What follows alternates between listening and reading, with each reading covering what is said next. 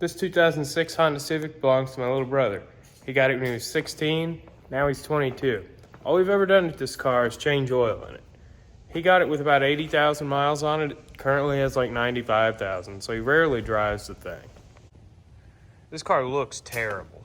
Clear coat is essentially gone on most of the car, but mechanically it's mint. There's hardly any rust on it.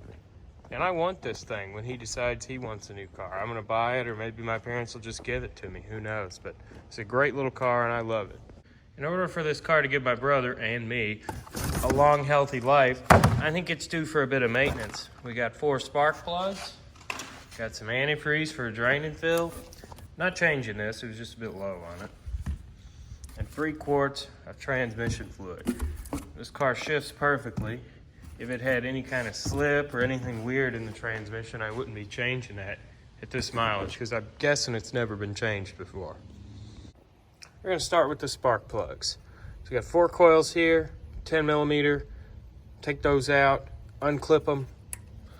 That.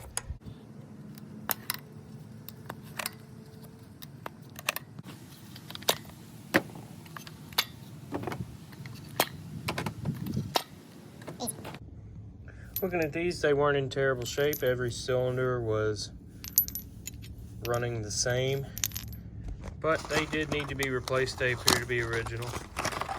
So we've got the ruthenium 100,000 mile plugs.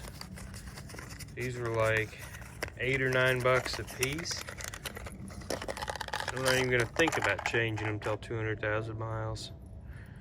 Look at that, fancy.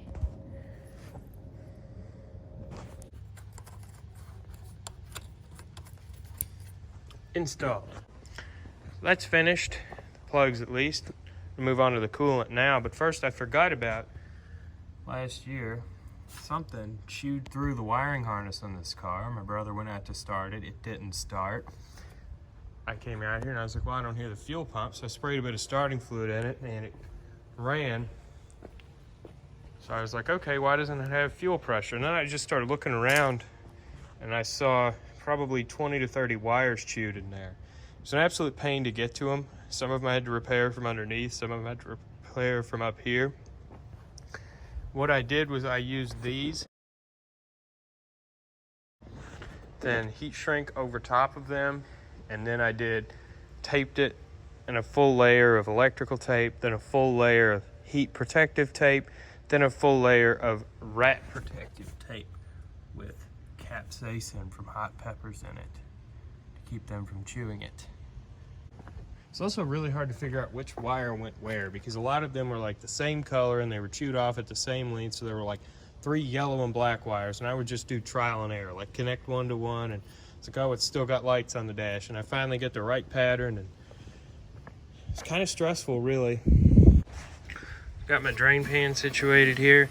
We're just gonna oh, I knew that wouldn't break loose with my fingers. You can see what I'm doing down there. A little plastic valve. I really hope this actually drains out. On a lot of cars, this will be plugged up with rust. No, it's working. It's a good sign. Yeah, there it goes. Right into the pan, I think. You can't really tell. Yeah. Just let that drain for a good while. While that's draining, I'd like to check the transmission fluid here. That's looking awfully dirty to me here. I put some on this paper towel. That's due. It's due for a change. Actually, that's so dirty that I'm gonna do a change now and do another change at like 110,000 miles. That is not healthy for this already weak Honda transmission. This coolant in here looks good, but I'm just doing this as a precautionary measure, because if the radiator gets all rusty and this car overheats just once, the engine block's gonna crack and it's gonna be junk. It's a real common problem with these, and you just can't let them overheat. So if you're watching this video and you're like, I'm gonna change my transmission fluid, I'm gonna take it somewhere and get it flushed, that's a really bad idea if your fluid looks like this. Definitely just do a drain and fill if you're gonna do this.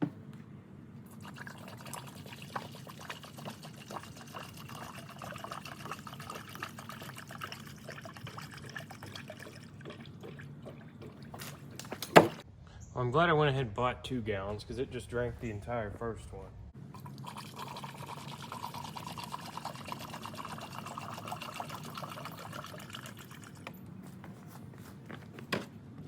Now I'll just start the car and let it warm up. Let the thermostat open.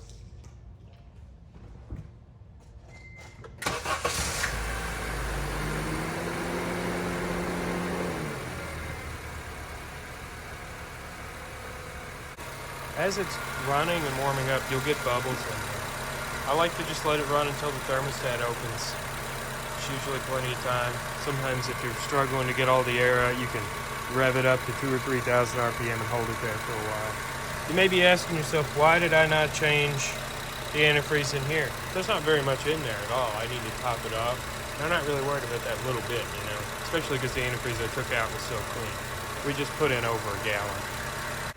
If you're doing this and you're not sure when the thermostat's open or when you're done bleeding, you can either feel this hose right there, lower one. You can wait until the temperature gauge is right there and wait for the cooling fan to come on. When the cooling fan comes on, the car is warm. And once the thermostat opens, like I said, I like to rev it up to about 2,500 for about 30 seconds. You see, this cooling system is now bled. This should be relatively easy.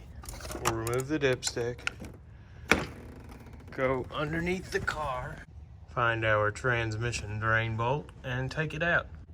You all didn't see that, but that was really tight on there. Use that breaker bar to get it off.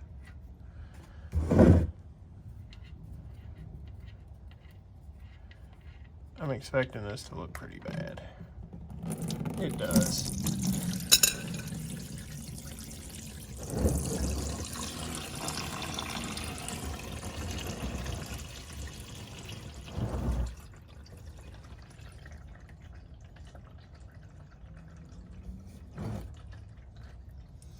But I didn't see any big chunks of metal, and the metal on here looks good, so that's fine. Nothing wrong with that. That's all the metal I got off of this magnet. Got a new crush washer here. Put that on. I think it goes like that. I don't think it matters all that much.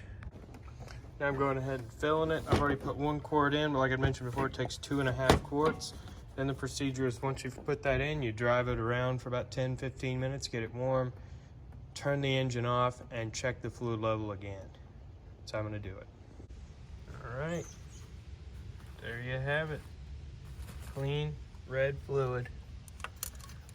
Still gonna do this again in 10,000 miles. The transmission fluid at least. So there you have it. My future Honda is perfectly maintained. That whole process took maybe an hour at most. It was all really easy, really straightforward. Anyone could do it.